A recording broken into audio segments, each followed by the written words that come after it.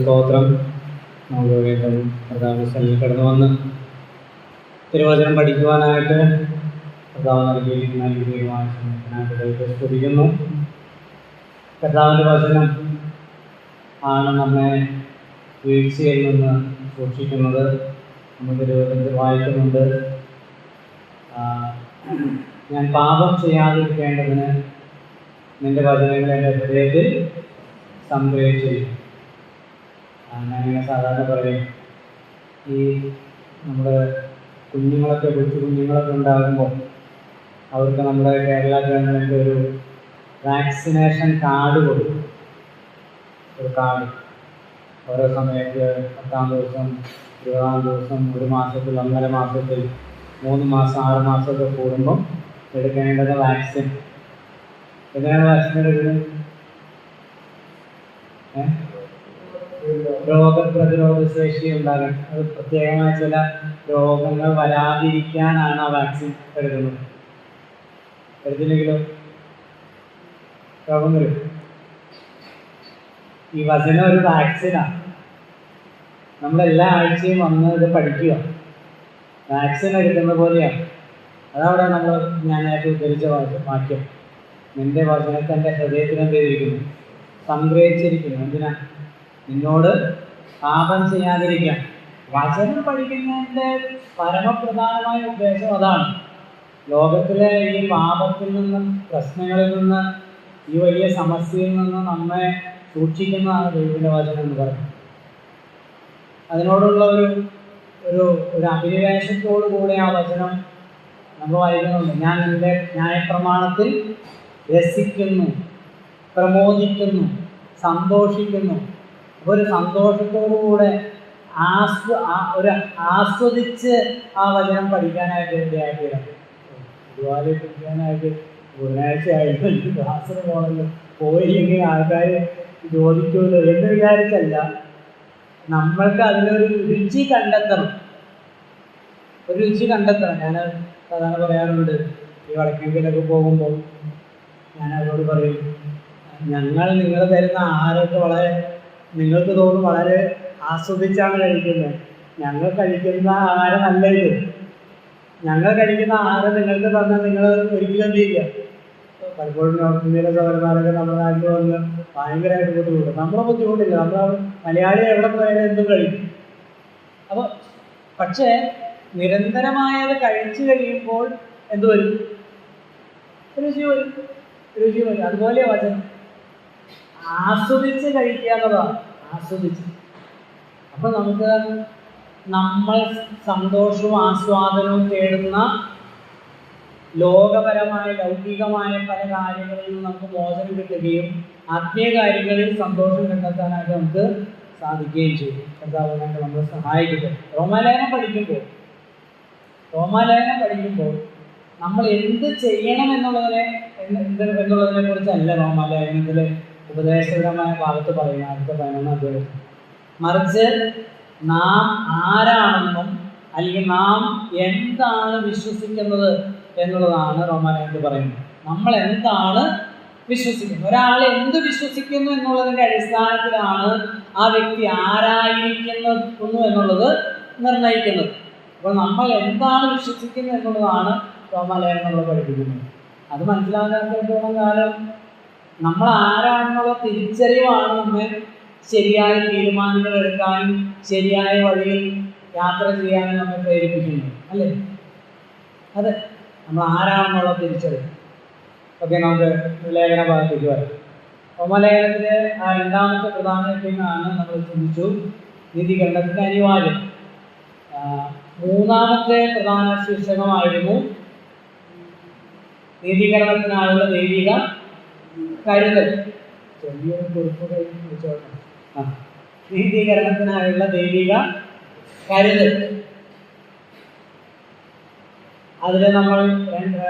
അതിലെ ആദ്യത്തെ ഉപശീർഷകമാണ് വിശ്വാസത്താലുള്ള നീതീകരണം. 3-ാം അധ്യായത്തിൽ 21 മുതൽ 31 വരെയുള്ള വാക്യം.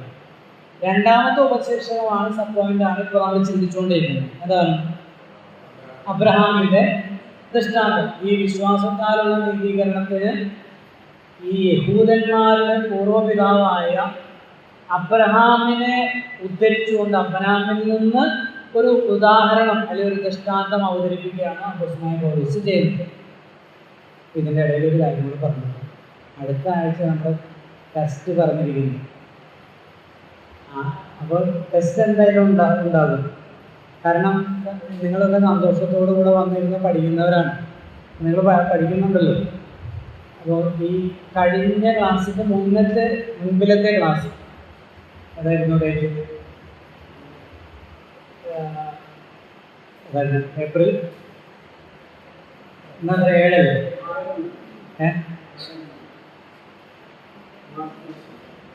മാർച്ച് അല്ല ഏപ്രിൽ 22 അല്ലേ?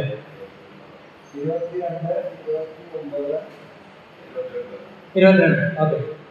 അപ്പോൾ ഏപ്രിൽ മാസം 22-ാം തീയതിയിലത്തെ ക്ലാസ് നിങ്ങൾ ശ്രദ്ധിച്ച് കേൾക്കുക. അത് നമ്മളൊരു റിവിഷനായിരുന്നു. ഞാൻ രാജസ്ഥാനിൽ പോയി വന്നതിന് ശേഷം ആ റിവിഷൻ നന്നായിട്ട് ആവർത്തിച്ച് കേട്ട് നിങ്ങൾ തന്നെ ക്വസ്റ്റ്യൻസൊക്കെ തയ്യാറാക്കി ഒന്ന് പഠിച്ച് ഈ റോമാലേഖനം 1-ാം അധ്യായം 1 മുതൽ 3-20 വരെയുള്ള 3-ാം അധ്യായം 20 വരെയുള്ള വാക്യങ്ങളിൽ നിന്നായിരിക്കും ക്വസ്റ്റ്യൻസ്. തോൽപ്പിക്കാനല്ല, നമ്മൾ എന്ത് മനസ്സിലാക്കി, അല്ലെങ്കിൽ എനിക്ക് നേരത്തെ ക്വസ്റ്റ്യൻ തരാമായിരുന്നു. അപ്പോൾ എന്ത് മനസ്സിലായെന്ന് ഒന്ന് അറിയാൻ വേണ്ടിയിട്ട് ഉള്ള ഒരു ടെസ്റ്റാണ്. മുന്നോട്ട് നമുക്ക് ടെസ്റ്റുകളുണ്ടാകും. അപ്പോൾ നിങ്ങൾ കടന്നു വരിക. ടെസ്റ്റ് കുറച്ച് സമയം ഉണ്ടാകുള്ളൂ, ബാക്കി സമയം ക്ലാസ്സും ഉണ്ടാകും. ടെസ്റ്റാണല്ലോ എന്ന് വിചാരിച്ച് വരാതിരിക്കുക. സ്തോത്രം.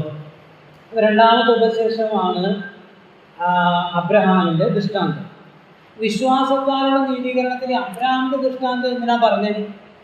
അത് ഈ 4-ാം അധ്യായം വായിച്ചു കഴിയുമ്പോൾ, അല്ലെങ്കിൽ നമ്മൾ പഠിച്ചു കഴിയുമ്പോൾ നമുക്കത് വ്യക്തമാണ്. 4-ാം അധ്യായം വായിച്ചോ?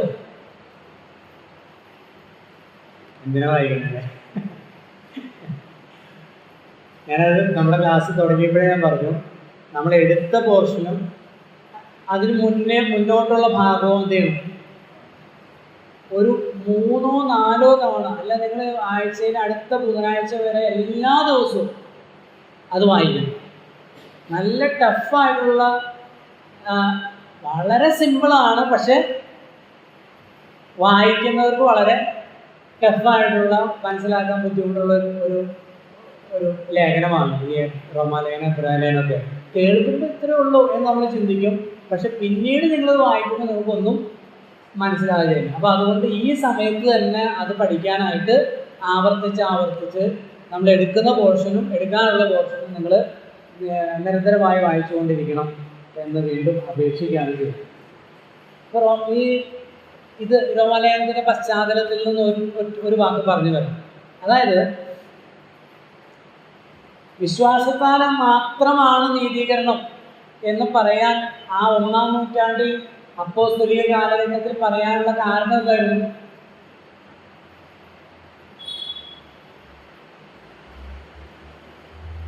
എന്തെങ്കിലും കുഴപ്പങ്ങളുണ്ടായിരുന്നോ? എന്തെങ്കിലും ഒരു ദുരുപദേശം വരുമ്പോഴല്ലേ അതിന് ഒരു മരുന്ന് കൊടുക്കേണ്ടി വരുന്നത്. എന്തായിരുന്നു ദുരുപദേശം?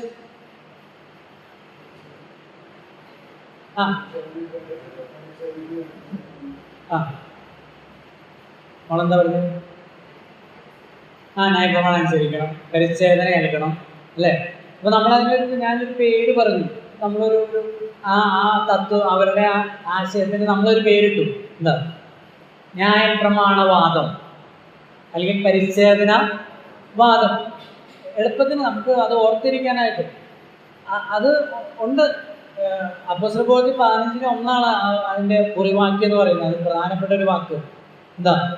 യഹൂദിയിൽ നിന്ന് ചിലർ വന്ന് മോശ കൽപ്പിച്ച ആചാരം അനുസരിച്ച് പരിച്ഛേദന ഏൽക്കാഞ്ഞാൽ നിങ്ങൾക്ക് രക്ഷ പ്രാപിക്കാൻ കഴിയുകയില്ല എന്ന് സഹോദരന്മാരെ പഠിപ്പിച്ചു. അപ്പോൾ വിശ്വസിച്ചാൽ മാത്രം പോരാ, പിന്നെ എന്ത് ചെയ്യണം? ന്യായപ്രമാണം പോലെ ന്യായപ്രമാണത്തിലെ ആചാര അനുഷ്ഠാനങ്ങൾ, അതുപോലെ പരിച്ഛേദന മുതലായ കാര്യങ്ങളൊക്കെ കൂടെ അനുഷ്ഠിച്ചെങ്കിൽ മാത്രമേ ജാതികളിൽ നിന്ന് വന്നവർ രക്ഷ പൂർണ്ണമാകൂ എന്ന് അവർ പഠിപ്പിച്ചു. അതാണ് ആ കാലഘട്ടത്തിലെ പ്രമാദമായ ദുരുപദേശം. അതിന് തത്തുല്യമായ ദുരുപദേശം എല്ലാ കാലഘട്ടത്തിലും ഉണ്ടായിട്ടുണ്ട്. എല്ലാ കാലഘട്ടത്തിലും ഇന്നും ഉണ്ട്. ഇന്നും ഇത് വളരെ പ്രസക്തമായ ഒരു ലേഖനമാണ്. വിശ്വാസത്താൽ മാത്രമാണ് രക്ഷ എന്ന് പറയുമ്പോൾ അല്ല, കുറച്ചും കൂടെ കാര്യങ്ങൾ ചെയ്യാനുണ്ടെന്ന് ചിന്തിക്കുന്ന വലിയൊരു കൂട്ടം ഈ ക്രൈസ്തവ കോളത്തിലുണ്ട്. അപ്പോൾ അവരെയൊക്കെ ഉദ്ബോധിപ്പിക്കുന്ന ശരിയായ പാതയിലേക്ക് നടത്താൻ പോകുന്ന, ഞാൻ അങ്ങനെയാണ് ഈ ലേഖനം പഠിക്കാനുള്ള കാരണം എന്ന് പറഞ്ഞത്. നാമതേ ക്രൈസ്തവരായ സഹോദരങ്ങളുടെ മധ്യത്തിൽ വേല ചെയ്തപ്പോൾ ആണ് ഇത് കൂടുതൽ വായിച്ച് മനസ്സിലാക്കാനും ഫലകരമായിട്ട് കാര്യങ്ങൾ അവതരിപ്പിക്കാനായിട്ട് പഠിക്കുകയും ചെയ്തു. അപ്പോൾ ഈ ന്യായപ്രമാണവാദികളായ ആളുകൾ പറയുന്നൊരു കാര്യമുണ്ട്. എന്താണ് അത്? നമ്മൾ ഈ അദ്ദേഹം പഠിക്കുമ്പോൾ പറയും, അദ്ദേഹം ഒന്ന് പറയാം. അതായത് ഞങ്ങൾ ആരാണ്? ഞങ്ങൾ യഹൂദന്മാരാണ്. ഞങ്ങൾ ആരുടെ സന്തതികളാണ്? അബ്രഹാമിന്റെ സന്തതികളാണ്. അബ്രഹാമിന്റെ സന്തതികളായ ഞങ്ങൾ അബ്രഹാം ഏറ്റതുപോലെ പരിച്ഛേദന ഏറ്റവരാണ്. യഹൂദന്മാരായ ഞങ്ങൾക്ക് മാത്രമുള്ള ദൈവം നൽകിയ ഒരു പ്രമാണമാണ് പരിച്ഛേദന. പരിച്ഛേദന ഏറ്റെങ്കിൽ നിങ്ങൾ യഹൂദന്മാരെ, പരിച്ഛേദന ഏറ്റ് നിങ്ങൾ ആദ്യം യഹൂദന്മാരായി തീർന്നിട്ട് വേണം യേശുവിനെ വിശ്വസിച്ചാലേ നിങ്ങൾക്ക് രക്ഷ കിട്ടുകയുള്ളൂ. അപ്പൊ അബ്രഹാമിനെയാണ് ദൈവം അനുഗ്രഹിച്ചത്. അപ്പൊ ദൈവികമായ അനുഗ്രഹം നിങ്ങൾക്ക് കിട്ടണമെങ്കിൽ ആരുടെ പിന്തുടർച്ചാവകാശത്തിൽ വരണം? അബ്രഹാമിന്റെ. ഇതുപോലെ പഠിപ്പിക്കുന്ന ആളുകൾ എന്തുകൊണ്ട്? കത്തോലിക്ക സഹോദരന്മാരെ അല്ലെങ്കിൽ ആ സമുദായത്തിലെ മതത്തിൽ വിശ്വസിക്കുന്ന അനേക ആളുകൾ ചിന്തിക്കുന്നത് പത്രോസിനാണ് സ്വർഗരാജ്യത്തിന് താക്കോല് കൊടുത്തതെന്നും പത്രോസാണ് ആദ്യത്തെ പോപ്പെന്നും ആ പിന്തുടർച്ചാവകാശം ആ മതത്തിൽ മാത്രമേ ഉള്ളെന്നും അതുകൊണ്ട് ആ മതം പറയുന്ന എല്ലാ കാര്യങ്ങളും ശരിയാണെന്ന് കണ്ണുമടച്ച് അതിലുള്ള ആളുകൾ എന്ത് ചെയ്യാണ്? വിശ്വസിക്കുകയാണ്. അപ്പൊ ഈ പിന്തുടർച്ചാവകാശം അതിനെ ശക്തമായി ഖണ്ഡിക്കുന്ന ഭാഗമാണ് ഗലാത്യലേഖനം. ഗലാത്യലേഖനമൊക്കെ ചേർത്ത് ചിന്തിക്കേണ്ടതാണ്. അപ്പോൾ അങ്ങനെയല്ലെന്നും ഇത് ഒരു പിന്തുടർച്ചാവകാശത്തിൽ കൂടെ കിട്ടുന്നതല്ലെന്നും മറിച്ച് അബ്രഹാമിന്റെ ഉദാഹരണം തന്നെ എടുത്ത് പറയുകയാണ്. അബ്രഹാം പരിച്ഛേദന ഏറ്റതിനാലെല്ലാം, അബ്രഹാം കർമ്മത്തിൽ കൂടെയല്ല, മറിച്ച് കഴിഞ്ഞ ആഴ്ച പറഞ്ഞേ വിശ്വാസത്തിലൂടെ. ഒരു വാക്കൂടെ ചേർത്ത് വേണം പറയാം. നമ്മുടെ ആ ഉപശീർഷകത്തിലുണ്ട് ഒന്നാമത്തെ, ഈ 4-ാം അധ്യായത്തിന്റെ 4 നമ്മൾ തിരിച്ചതിൽ ഒന്നാമത്തെ ഉപശീർഷകം നോക്കി. ഒരു ചെറിയൊരു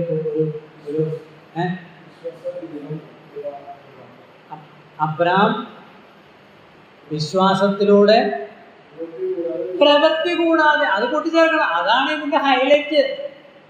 വേദപുസ്തകം പുതിയ നിയമം മുന്നോട്ട് വയ്ക്കുന്ന രക്ഷയുടെ ഏറ്റവും പ്രധാനപ്പെട്ട കാതലായ കാര്യമാണത്. ഏത്? പ്രവൃത്തി കൂടാതെ. അത് ആവർത്തിച്ച് പറയുന്നുണ്ടല്ലോ അവിടെ. നമ്മൾ പറഞ്ഞ 1 മുതൽ 6 വരെയുള്ള വാക്യം, 4-ാം അധ്യായത്തിന് 1 മുതൽ 6 വരെയുള്ള വാക്യം നമുക്ക് ഒന്നുകൂടെ വായിക്കാം. എന്നാൽ നമ്മുടെ പൂർവ്വപിതാവായ അബ്രഹാം ജഡപ്രകാരം എന്ന് പ്രാപിച്ചു എന്ന് പറയേണ്ടു. അബ്രഹാം പ്രവൃത്തിയാൽ നീതീകരിക്കപ്പെട്ടുവെങ്കിൽ അവനെ പ്രശംസിപ്പാൻ സംഗതിയുണ്ട്. ദൈവസന്നിധിയിൽ ഇല്ലതാണ്. പ്രവൃത്തികളാലാണ് നീതീകരിക്കപ്പെടുന്നതെങ്കിൽ എന്ത് ചെയ്യാം? സ്വയം പ്രശംസിക്കാം. പക്ഷെ അടുത്ത ഒരു ക്ലോസ് ഉണ്ട് അവിടെ. അടുത്ത് എന്താ? ദൈവസന്നിധിയിൽ പറ്റൂ? ആർക്കും പറ്റുകയില്ല. അതാണല്ലോ എഫെസ്യർ 2:8 കൃപയാലല്ലോ നിങ്ങൾ പറഞ്ഞു രക്ഷിക്കപ്പെട്ടിരിക്കുന്നത്, അതിന് നിങ്ങൾ കാരണമല്ല, ദൈവത്തിന്റെ ദാനപത്രയാകുന്നു. ആരും പ്രശംസിക്കാതിരിക്കാൻ, ബൈബിൾ ആരും അഹങ്കരിക്കാതിരിക്കാൻ പ്രവൃത്തികൾ. ഇവിടെ ഒരു വാക്ക് പറഞ്ഞിട്ടുണ്ട്, അവന്റെ സന്നിധിയിൽ എന്നാണ്. കണ്ടോ? ദൈവസന്നിധിയിൽ ഇല്ലതാണ്. ഈ പ്രശംസ എവിടെ വില പോകില്ല? ദൈവസന്നിധിയിൽ വില പോകുകയില്ല. അത് 3:20 പറഞ്ഞിട്ടുണ്ട്. ന്യായപ്രമാണത്താൽ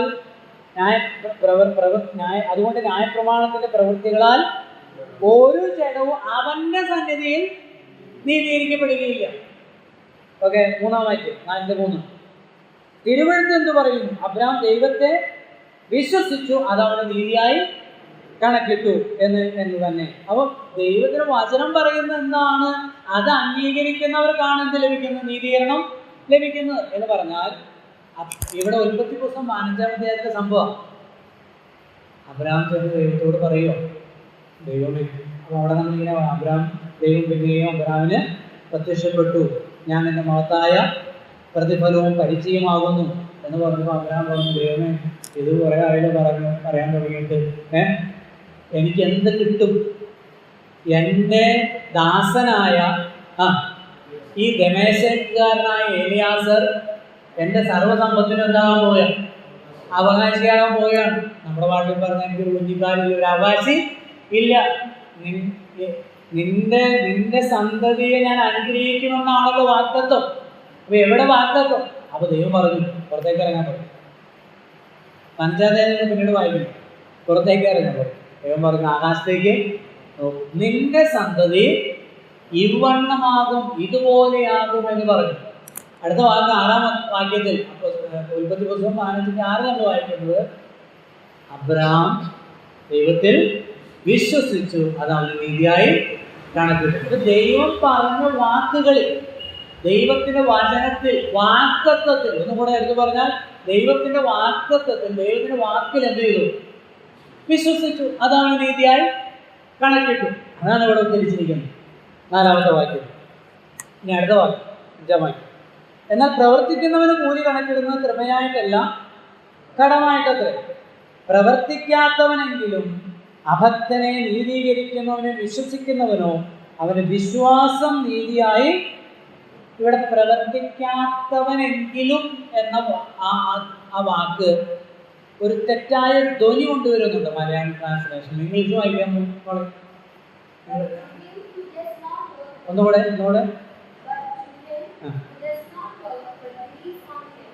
but to him who does not work, പ്രവൃത്തി കൂടാതെ പ്രവർത്തിക്കാത്തവനെങ്കിലും എന്നല്ല, പിന്നെ പ്രവർത്തിക്കാതെ എന്ത് ചെയ്യണം? 5-ാം വാക്യം. പ്രവർത്തിക്കാതെ അഭക്തനെ എന്ന് പറഞ്ഞാൽ പാപിയെ നീതീകരിക്കുന്നവനിൽ വിശ്വസിക്കുന്നവന് അവന്റെ വിശ്വാസം നീതിയായി. 6-ാം വാക്യം വ്യക്തമാണ്. ദൈവം പ്രവൃത്തി കൂടാതെ 6-ാം വാക്യം വായിക്കാമോ?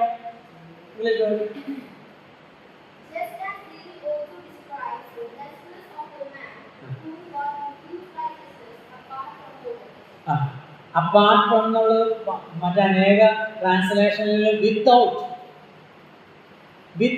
Works, God who impute righteousness without works. പ്രവൃത്തി കൂടാതെ നീതി എന്ത് ചെയ്യുന്നു? കണക്കിടുന്നു. പ്രവൃത്തി കൂടാതെ നീതി കണക്കിടുന്നു. പ്രവൃത്തി ഇല്ലാതെ പ്രവർത്തിച്ചാലോ? അല്ല, ഞാനും കൂടെ പ്രവർത്തിക്കാം, യേശു കുരിശിൽ മരിച്ചല്ലോ എൻ്റെ പാപത്തിന് പരിഹാരത്തിന് വേണ്ടിയിട്ട്, എന്നാലും ഞാനും കൂടെ എന്ത് ചെയ്യാം? വേണ്ട. അങ്ങനെ പ്രവർത്തിക്കുന്നതിന് എന്തില്ല? നീതീകരണം ഇല്ല, ആത്മരക്ഷയില്ല. അധർമ്മം മോചിച്ചു പാപം മറച്ചും കിട്ടിയവൻ ഭാഗ്യവാൻ. കർത്താവ് പാപം കണക്കിടാത്ത മനുഷ്യൻ ഭാഗ്യവാൻ. 7 മുതൽ 12 വരെയുള്ള വാക്യങ്ങളിൽ 7 മുതൽ 12 വരെയുള്ള വാക്യങ്ങൾ നമ്മളൊരു ഉപശേഷം ഞാൻ പറഞ്ഞിരുന്നു ഇല്ല. 7 മുതൽ 12 വരെയുള്ള വാക്യങ്ങളിൽ അബ്രഹാം പരിച്ഛേദന കൂടാതെ കൃപയാൽ നീതീകരിക്കപ്പെട്ടു. അബ്രഹാം പരിച്ഛേദന കൂടാതെ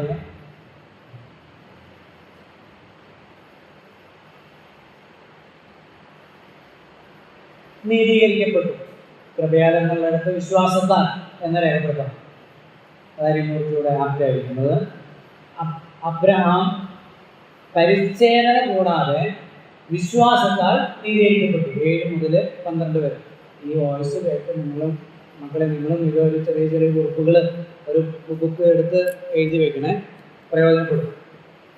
ഭാവിയിൽ നിങ്ങൾക്ക് പ്രയോജനപ്പെടും. മറ്റുള്ളവരെ കുഞ്ഞുങ്ങളെ ഒക്കെ നിങ്ങൾക്ക് പഠിപ്പിക്കാനായിട്ട് സാധിക്കും. ഓക്കെ, നമുക്ക് വായിക്കാം. 9 മുതലുള്ള വാക്യങ്ങൾ വായിക്കും.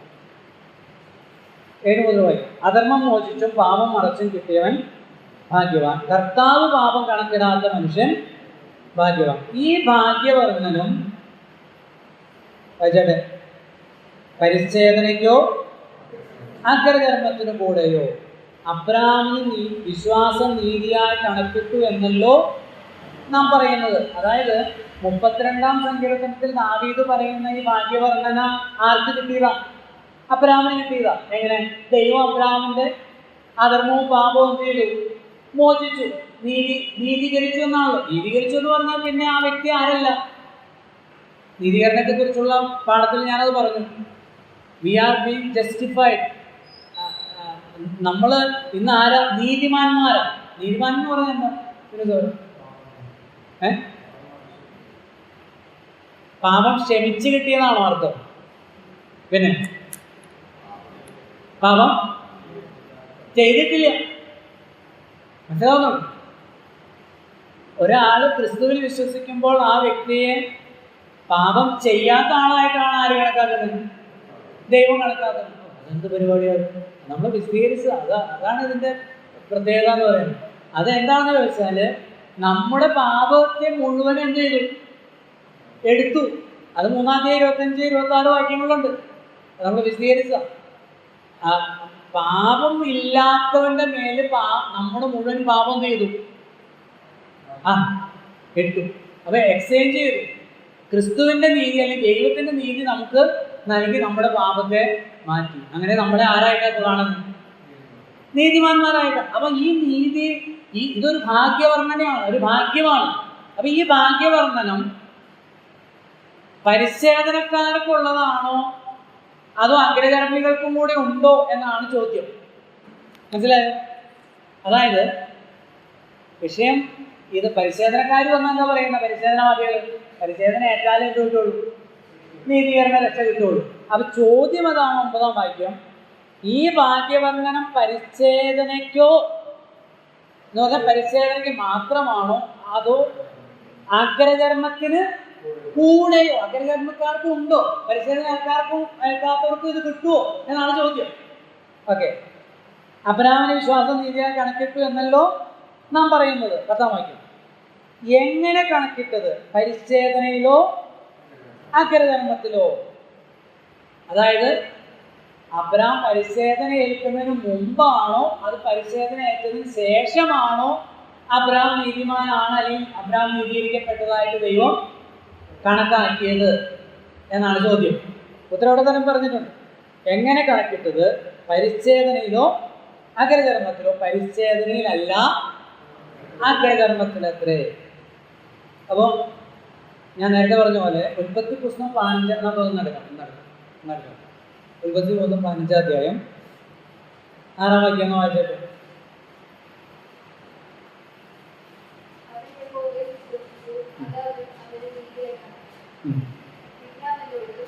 മതി. അവൻ യഹോവയെ വിശ്വസിച്ചു, അത് അവന് നീതിയായി കണക്കിട്ടു. 17-ാം അധ്യായം നമുക്ക് എടുക്കാം.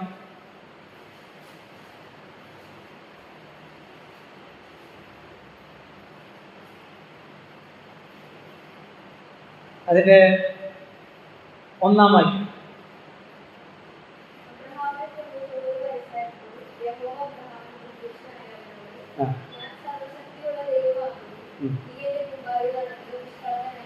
അതിന്റെ 10-ാം വാക്യം.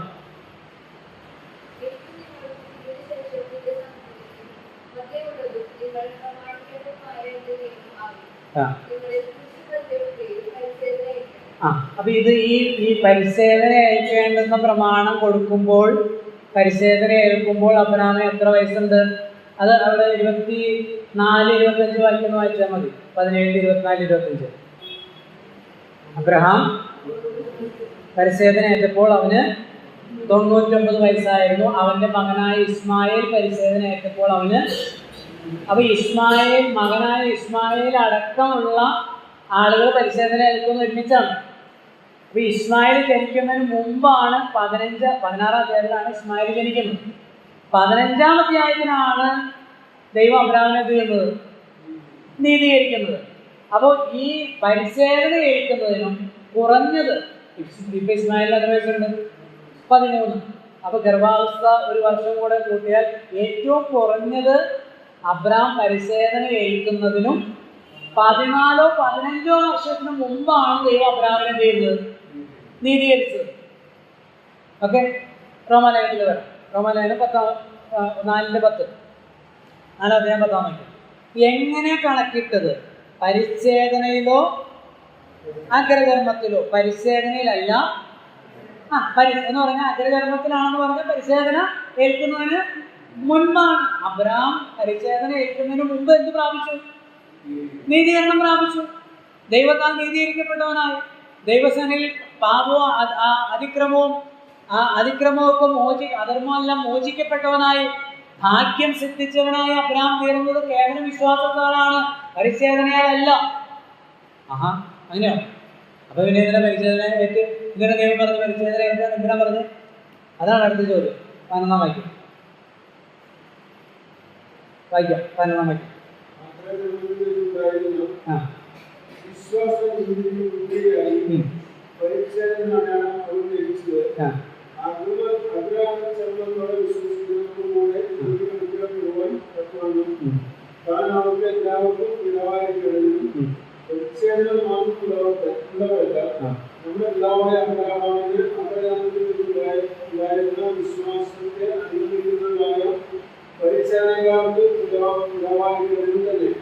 അവിടെ അതിന്റെ ഉത്തരം പറഞ്ഞിട്ടുണ്ട്. അബ്രഹാം പരിച്ഛേദനയേറ്റത് എന്തിനു വേണ്ടിയിട്ടല്ല? നീതീകരണത്തിന് വേണ്ടിയിട്ടല്ല. പിന്നെ എന്തിനാ?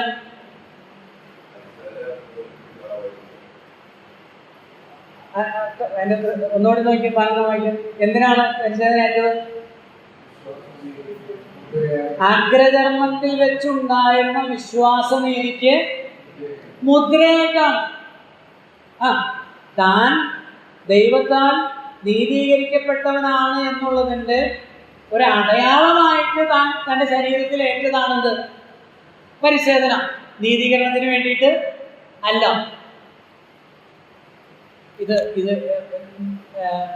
ഇതുമായിട്ട് താരതമ്യം ചെയ്യാവുന്ന ഒരു കാര്യമല്ലെങ്കിൽ ഒരു ഉദാഹരണമായിട്ട് ഞാൻ പറയാം. ഇപ്പോൾ നമ്മൾ സ്നാനമേൽക്കുന്നു അല്ലേ? സ്നാനമേൽക്കുന്നത് എന്തിനാ? നീതീകരണത്തിനാണോ? അൽപരക്ഷയ്ക്കാണോ? പാപമോചനത്തിനാണോ? അല്ല. അടയാളം. ഒരു പ്രത്യക്ഷമായി നമ്മൾ പ്രഖ്യാപിക്കുകയാണ് അല്ലേ? നമ്മൾ ഡിക്ലെയർ ചെയ്യാണ്. ആണോ അല്ലേ? അല്ലേ സഹോദരന്മാർ? സ്നാനത്തിൽ നമ്മളെന്താ ചെയ്യുന്നത്? അത് 6ാം അധ്യായത്തിൽ പഠിക്കുമ്പോൾ അത് പറയാം. സ്നാനത്തിൽ നമ്മളെന്താ പറയുന്നത്? ഞാൻ മരിച്ചു, എനിക്ക് എൻ്റെ കർത്താവ്, എൻ്റെ രക്ഷകൻ, എൻ്റെ ഉടയവൻ ഒരാൾ മാത്രമാണ്. ഞാൻ എന്ത് ചെയ്തു? സ്നാനത്തിൻ്റെ ക്ലാസ്സിന് വന്നവർക്ക് ഓർമ്മയുണ്ടോ? ഞാൻ മരിച്ചു, എനിക്ക് ഒരാളുമായിട്ട് മാത്രമേ എന്തുള്ളൂ?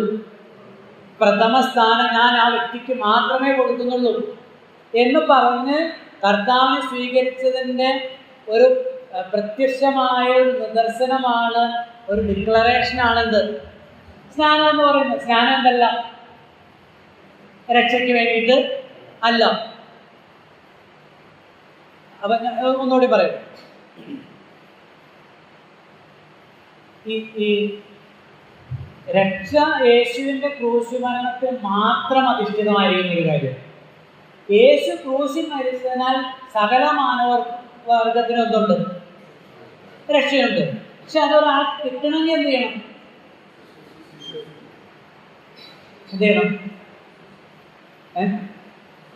വിശ്വസിക്കണം. വിശ്വസിക്കുക. അതാണ് ആ പോയിന്റ്. ഒന്നുകൂടി നമ്മൾ ഈ ക്ലാസ് കഴിയുമ്പോഴത്തേനും അത് ഈ ക്ലാസ്സിൽ പങ്കെടുക്കുന്നവർക്കെങ്കിലും അത് ക്ലിയർ ആവണം. വിശ്വസിക്കുക എന്ന് പറയുമ്പോൾ നാമമാത്രമായ വിശ്വാസമാണോ? ഒരു കേവല വിശ്വാസമാണോ? ആ വിശ്വാസത്തിൽ എന്തുണ്ട്? റോമലേഖനം 10 ഈ ലേഖനം 10-ാം അധ്യായം 9-ാം വാക്യം എന്താ പറയുന്നത്? ആ വിശ്വാസത്തിൽ 2 കാര്യമുണ്ട്. ഹൃദയം കൊണ്ട് വിശ്വസിക്കുകയും വായ കൊണ്ട് ഏറ്റുപറയുകയും ചെയ്യണം. എന്താണ് ഏറ്റുപറയുന്നത്? ഞാൻ പാപിയാണെന്നൊന്നല്ല ഏറ്റുപറയുന്നത്. യേശുവിനെ കർത്താവെന്ന് വായ കൊണ്ട് ഏറ്റുപറയും. ഇത് തന്നെ അവിടെ യോഹന്നാന്റെ സുവിശേഷത്തിൽ യോഹന്നാൻ പറഞ്ഞത് എന്താ? അവനെ കൈക്കൊള്ളണം. സിസ്റ്റർ ജോർജ് ബ്രദറിനെ ഭർത്താവായിട്ട് ഒരു ദിവസം ചെയ്തു, സ്വീകരിച്ച് കൈക്കൊണ്ടു. അതിനനുസരിച്ചാണ് പറഞ്ഞത്. ഈ സ്വീകരിക്കുന്ന മകരം വരെയല്ല, പിന്നെ മരണം വരെയാണ്. പണ്ടാരോ ഉപദേശി പാസ്റ്റ് ചൊല്ലിക്കൊടുത്തു, മരണം വരെ അങ്ങേക്ക് കീഴ്പ്പെട്ട് ഞാൻ ജീവിച്ചു. ആ കൊച്ചു പറയാം മകരം വരെ. മകരം വരെയല്ലല്ലോ, പിന്നെ മരണം വരെയാണ്. അപ്പൊ അവനെ കൈക്കൊണ്ട് അവന്റെ നാമത്തിൽ വിശ്വസിക്കുന്ന ഏവർക്കും ആരായി തീരാം? ദൈവമക്കളായി തീരാം. കേവല വിശ്വാസമല്ല, വിശ്വസിക്കുകയും വേണം. യേശുവിനെ കർത്താവായി ഏറ്റുപറയുകയും സ്വീകരിക്കുകയും ചെയ്യണം. എന്ന് പറഞ്ഞാൽ യേശു മാത്രമാണ് എൻ്റെ രക്ഷകനെന്നും ഇന്നു മുതൽ യേശു മാത്രമാണ് എൻ്റെ ജീവിതത്തിൻ്റെ ഉടമസ്ഥൻ, അധികാരി, യജമാനൻ, യേശു പറയുന്നതിനപ്പുറത്ത് എനിക്കൊരു ജീവിതമില്ലെന്ന് ഒരാൾ തീരുമാനിക്കുമ്പോൾ ആ വ്യക്തി നീതിമാനായി നീതിമതിയായി തീർന്നു. ഞാൻ കഴിഞ്ഞ ആഴ്ച ആ ഉദാഹരണം പറഞ്ഞു. ഒരു പെൺകുട്ടി ഒരു പുരുഷനെ ഭർത്താവായി സ്വീകരിക്കുമ്പോൾ അവൾക്ക് ആ പുരുഷനെയും കിട്ടുന്നു, പിന്നെ ആ വ്യക്തിക്കുള്ള എല്ലാ സമ്പത്തിലും അവകാശം കിട്ടുന്നു. എന്തൊക്കെ ആണോ, 1 രൂപയാണോ, 1 കോടി രൂപയാണോ, അതിലെല്ലാം എന്ത് കിട്ടുന്നു? അവകാശം കിട്ടുന്നു. അത് ഞാൻ നേരത്തെ പറഞ്ഞ പോലെ അത് വീട്ടിൽ പോയി പണിയെടുക്കുന്നതുകൊണ്ടോ, വീടടിച്ചു വരുന്നതുകൊണ്ടോ, വസ്ത്രം കഴുകുന്നതുകൊണ്ടോ, പാത്രം കഴുകുന്നതുകൊണ്ടോ, മക്കളെ പ്രസവിക്കുന്നതുകൊണ്ടോ, വീട്ടിലെ എന്താ പറയുന്നത് ഈ കണ്ട പണികളെല്ലാം ചെയ്തു കൂട്ടുന്നതുകൊണ്ടല്ല. പിന്നെ ഏതിനാലാ? ഈ സ്വീകരണത്തിലൂടെ, വിശ്വാസത്തിന്റെ സ്വീകരണത്തിലൂടെ കിട്ടുന്നത്. പക്ഷെ ഒരു കാര്യമുണ്ട്, അങ്ങനെ യഥാർത്ഥമായി വിശ്വാസത്തോടുകൂടെ സ്വീകരിച്ച ഒരു പെൺകുട്ടി എന്ത് ചെയ്യും? ഈ കാര്യങ്ങളൊക്കെ ചെയ്യും. അതൊരു ഭാരമായിട്ടല്ല, പിന്നെ അതൊരു പദവിയായിട്ടാണ് ചെയ്യുന്നത്, അല്ലേ? അനേകർക്കും സ്നാനം ഒരു വലിയ കടമ്പയും ഒരു കീറാമുട്ടിയുമാണ്.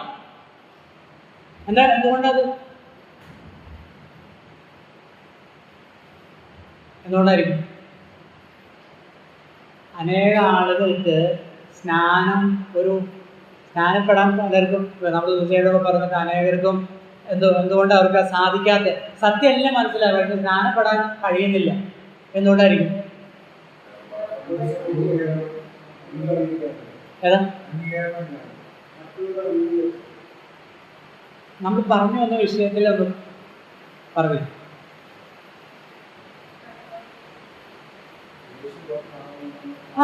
ഈ വിശ്വാസം ഉണ്ടല്ലോ, വിശ്വാസത്തിന് നിങ്ങളൊരു നിർവചനം പറഞ്ഞു, ക്ലിയർ ആയിട്ട് മുന്നോട്ട് പോയാൽ മതി. വിശ്വാസത്തിന് എബ്രായലേഖനം 11:1 ആരും പറയണം. നിങ്ങൾക്ക് മനസ്സിലായ വിശ്വാസം എന്ന് പറഞ്ഞാൽ, നമ്മൾ ഇത്ര കുറെ വർഷമായിട്ട് നമ്മൾ വിശ്വാസത്തിൽ ജീവിക്കുകയാണല്ലോ. നിങ്ങൾ പഠിച്ച വചനത്തിൽ നിന്നും, നിങ്ങളുടെ പ്രായോഗിക ജീവിതത്തിൽ നിന്നും, നിങ്ങളുടെ അനുഭവത്തിൽ നിന്നും എന്താണ് വിശ്വാസം? ഒരു നിർവചനം, ഒരു ഡെഫിനിഷൻ പറഞ്ഞു.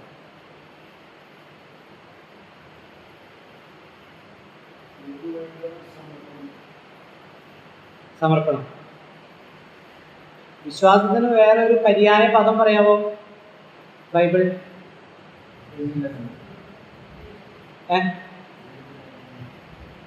വിശ്വാസത്തിനുള്ള പര്യായ പദമാണ് ആശ്രയം. ഞാനിവിടെ പറഞ്ഞിട്ടുണ്ടോ എന്ന് എനിക്ക് സംശയമുണ്ട്. പറഞ്ഞിട്ടുണ്ടല്ലേ? ഞാനേ മറന്നുപോയി. അപ്പൊ നിങ്ങൾ മറക്കുന്നതിൽ അത്ഭുതമില്ല.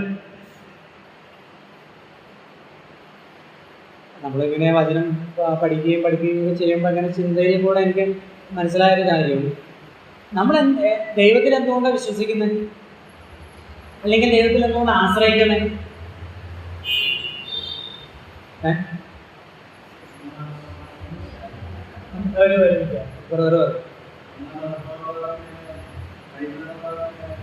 ദൈവം പ്രാപ്തനാണ് അല്ലെ? അതെന്ന് പറഞ്ഞാൽ നമ്മൾ പരിമിതി ഉള്ളവരും ദൈവം അപരിമേയനുമായതുകൊണ്ടാണല്ലോ. ഈ അതാണല്ലോ അതിന്റെ കാര്യം. അപ്പൊ നമ്മൾ എന്തുകൊണ്ട് പ്രാർത്ഥിക്കുന്നു? നമ്മെ കൊണ്ട് ആദ്യമല്ല, ദൈവത്തെ കൊണ്ട് സാധിക്കും. അതിനൊരു ആ ദൈവത്തിന്റെ ഗുണവിശേഷണവുമായി ബന്ധിപ്പിച്ചതിന് പറഞ്ഞ് ദൈവം സർവശക്തൻ. ബ്രദർ പറഞ്ഞതുമായി ബന്ധപ്പെട്ട് ദൈവം സോവറിൻ, ദൈവം പരമാധികാരി, അത്യുന്നതൻ, സർവശക്തൻ. 91 സങ്കീർത്തനം എടുത്താൽ മതി, അവിടെ കിട്ടും അതിൻ്റെ എന്താണ് നിർവചനം അവിടെ കിട്ടും. പറഞ്ഞ് 91 സങ്കീർത്തനം 1 വാക്യം. തുറക്കരുത്, പുസ്തകം തുറക്കരുത്. അത്യുന്നതന്റെ മറവ്. അപ്പൊ ദൈവാരം അത്യുന്നതൻ, ഗോഡ് ഈസ് സോവറിൻ, എല്ലാറ്റിനും മീതെ, എല്ലാറ്റിനെയും നിയന്ത്രിക്കുന്ന, അവന്റെ അനുമതിയില്ലാതെ ഒന്നും സംഭവിക്കില്ല. അതാണല്ലോ അത്യുന്നതൻ എന്ന് പറയുന്നത്. അത്യുന്നതന്റെ മറവിൽ വസിക്കുകയും സർവശക്തൻ. കേട്ടോ, ഇവിടെ നിന്ന് നിങ്ങൾ പറയും സർവശക്തൻ, ബ്രദർ പറഞ്ഞ അത്യുന്നതൻ. സർവശക്തന്റെ നിഴലിൻ കീഴിൽ പാർക്കുകയും ചെയ്യുന്നവൻ യഹോവയെ കുറിച്ച് അവനെന്റെ സങ്കേതവും കോട്ടയും ഞാൻ ആശ്രയിക്കുന്ന എന്റെ ദൈവം. ആ പാരിൽ ആശ്രയിക്കുന്ന ദൈവത്തിന്റെ 2 ഗുണവിശേഷങ്ങൾ അവിടെ പറഞ്ഞിട്ടുണ്ട്, അത്യുന്നതനും സർവശക്തനും. അപ്പൊ ദൈവത്തിന്റെ സർവശക്തിയിലും പരമാധികാരത്തിലുമാണ് നമ്മൾ ആശ്രയിക്കുന്നതെങ്കിൽ ദൈവം പറയുന്നത് അനുസരിക്കാൻ ബുദ്ധിമുട്ടുണ്ടോ? അനുസരിക്കുന്നത് രക്ഷയ്ക്കല്ല.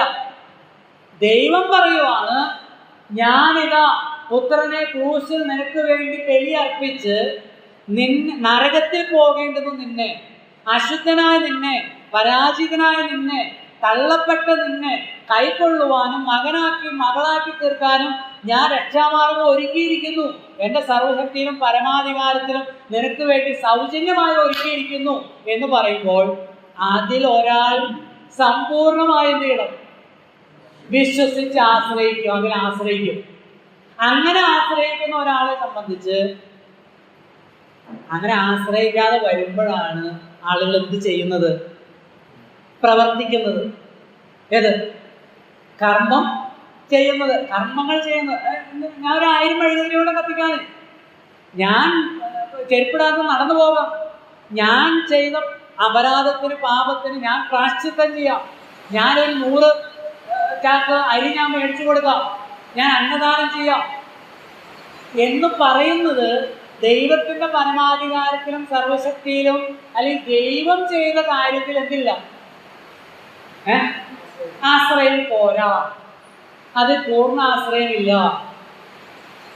എബ്രായലേഖനം 7:25 പറയുന്നത്, താൻ മുഖാന്തരമായി ദൈവത്തോട് അടുക്കുന്നവർക്ക് വേണ്ടി പക്ഷപാതം ചെയ്യുവാൻ അവൻ സദാ ജീവിക്കുന്നവനാകയാൽ അവരെ പൂർണ്ണമായി രക്ഷിക്കാൻ അവൻ പ്രാപ്തനാകുന്നു.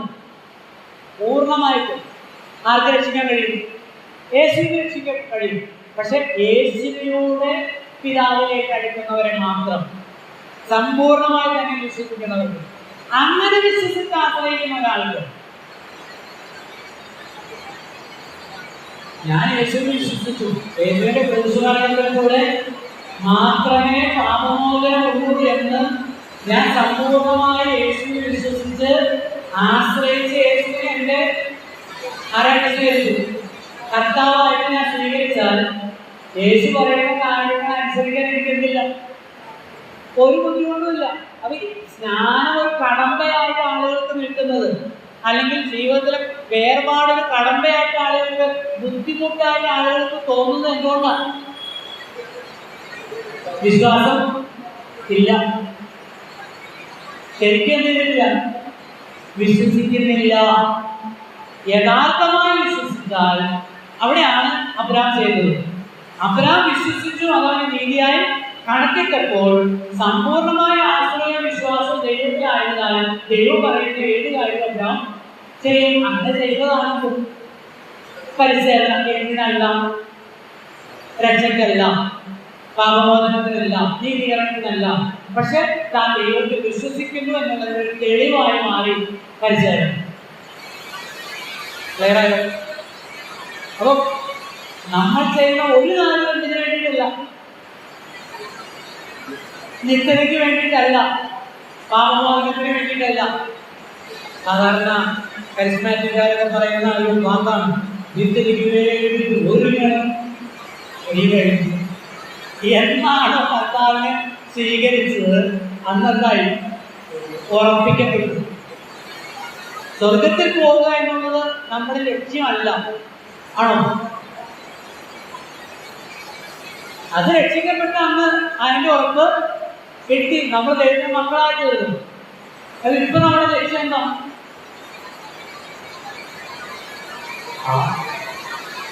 കാനഡ പോലെ അതാണ് എന്താണ് നമ്മുടെ ലക്ഷ്യം?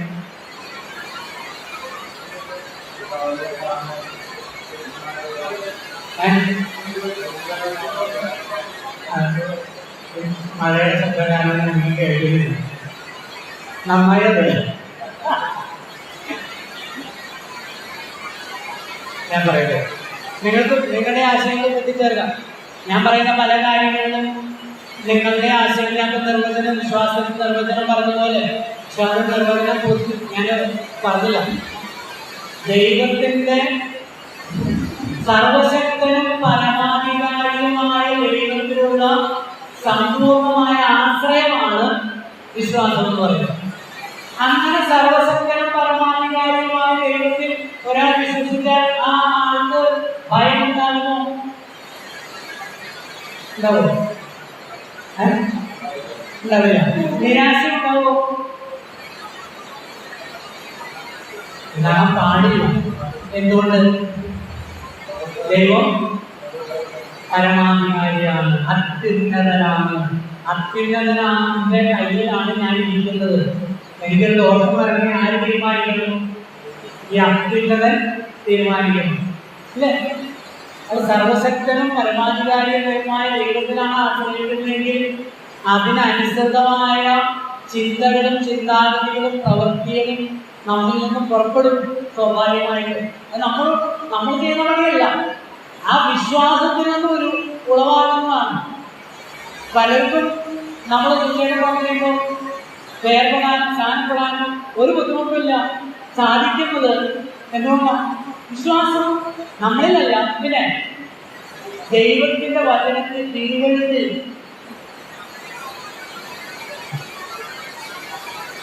ഫിലിപ്പോസ് ഷണ്ണനോട് ഈ തിരുവഴുത്തുകളെ ആസ്പദമാക്കി യേശുവിനെ കുറിച്ചുള്ള സുവിശേഷം പറഞ്ഞു. അങ്ങനെ പറഞ്ഞപ്പോ ഷണ്ണൻ പറഞ്ഞു, ഇതാ വെള്ളം, ഞാൻ സ്നാനം കഴിക്കുന്നതിന് വിരോധം. അതെന്ത് പറഞ്ഞു? ഈ പൂർണ്ണ ഹൃദയത്തോടെ വിശ്വസിക്കുന്നു എങ്കിൽ ആണ്. വിശ്വസിക്കുന്ന ആളായതുകൊണ്ടാണ് പുള്ളിക്ക് പറഞ്ഞത് സ്നാനം തയ്യാറാണ്. വിശ്വാസമാണ് സ്നാനത്തിലേക്ക് നയിക്കുന്നത്. വിശ്വസിക്കാൻ സ്നാനത്തിലേക്ക് കാര്യമില്ല. വിശ്വാസമാണ് രക്ഷയ്ക്ക് കാരണമായി തീരുന്നത്. അങ്ങനെയുള്ളവർക്ക് അനുസരിക്കാൻ ഒരു ബുദ്ധിമുട്ടും ഇല്ല.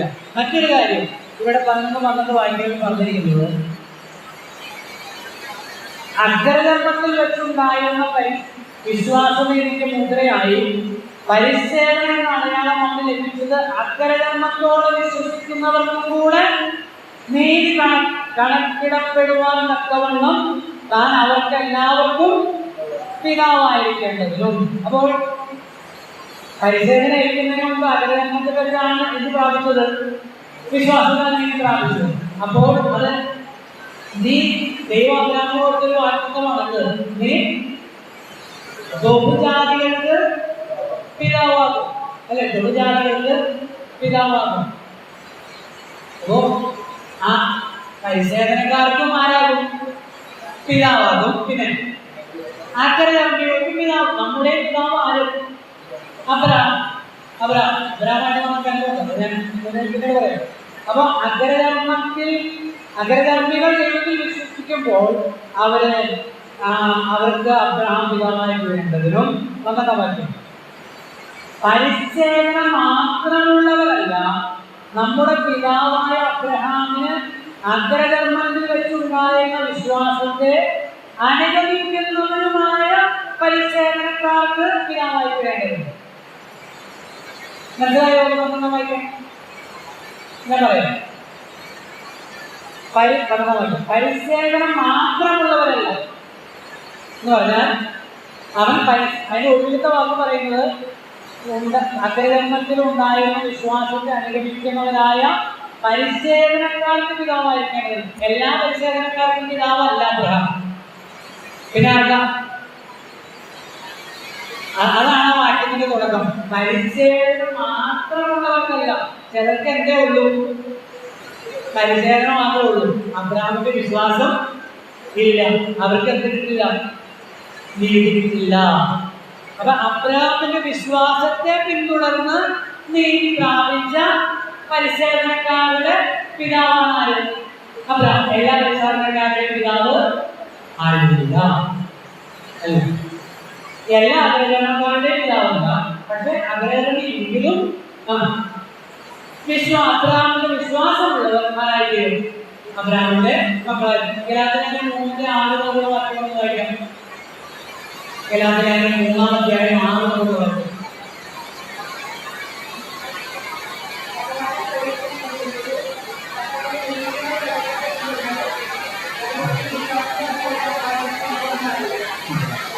അതുകൊണ്ട് വിശ്വാസികൾ അത്രേ അബ്രഹാമിന്റെ മക്കൾ എന്നറിവേ. അടുത്ത വാക്യം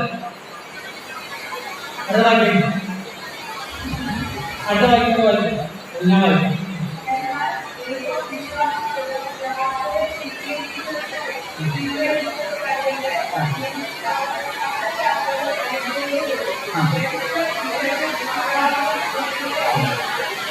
അപ്പൊ ദൈവം മുൻകണ്ടു എന്ത്?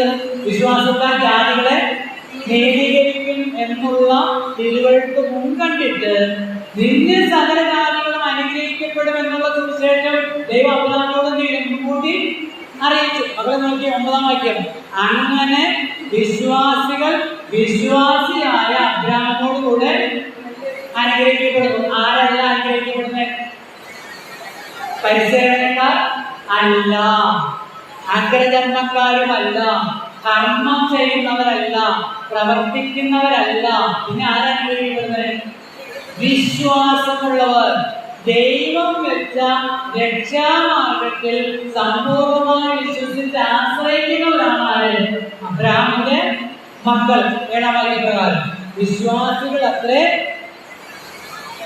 അബ്രഹാമിന്റെ മക്കൾ എന്നറിയും. 9-ാം വാക്യം. അങ്ങനെ വിശ്വാസികൾ വിശ്വാസിയായ അബ്രഹാമിനോടുകൂടെ അനുഗ്രഹിക്കപ്പെടുന്നു. ഈ പരിശീലനമാർഗന്മാരെന്ന് പറയുന്ന പരിപാടി നിങ്ങളെ അബ്രഹാമിന്റെ പോലെ പരിശീലനയെങ്കിൽ നിങ്ങൾ ശമിക്കപ്പെട്ടവരാണ്. നിങ്ങൾ അനുഗ്രഹം കിട്ടുകയല്ല. ഇവിടെ ബന്ധനം ബന്ധനം അഴിക്കും കേട്ടല്ലേ? ഒരു ശാപവും കർത്താവ് വരും. അത് ഈ കേരളത്തിലെ 3-ന് താഴെ വായിക്കണമെന്നോ ആരാ ശമിക്കപ്പെട്ടവർ? 10-ാം വാക്യം.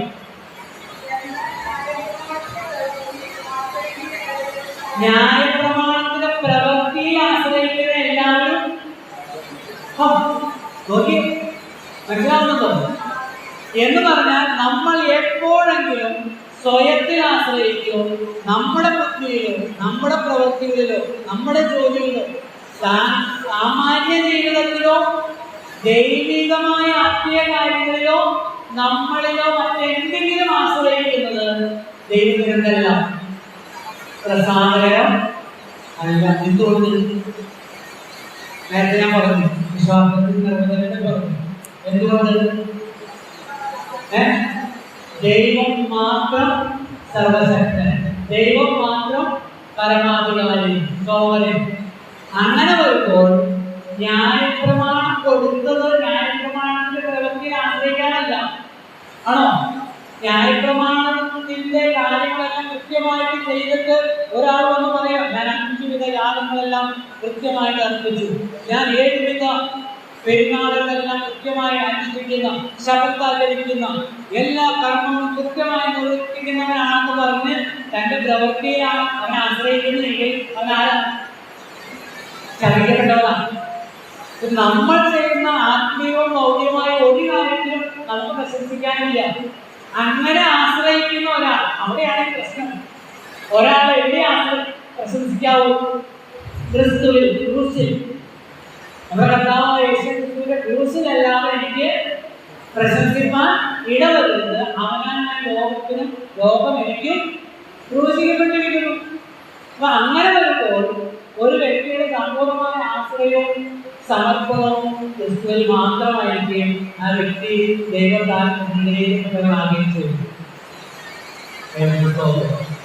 13 മുതൽ 16 വരെയുള്ള വാക്യങ്ങൾ പറയുന്നത്, അതിന് 13 മുതൽ 16 വരെയുള്ള വാക്യങ്ങളിൽ അബ്രഹാം ന്യായപ്രമാണം കൂടാതെ വാഗ്ദത്തത്താൽ അവകാശം പ്രാപിച്ചു എന്നുള്ളതാണ്. അതിശക്തമായ മഴയായതാണ്. 5 മിനിറ്റോടെ എടുക്കുക, 5 മിനിറ്റോടെ മഴയായതുകൊണ്ട് നേരത്തെ സമയം കൂടും. അബ്രഹാം ന്യായപ്രമാണം കൂടാതെ വാഗ്ദത്തത്താൽ അവകാശം പ്രാപിച്ചു. വാഗ്ദത്തത്താൽ അവകാശം പ്രാപിച്ചു. 13 മുതൽ 16 വരെയുള്ള വാക്യം വായിക്കുന്നു.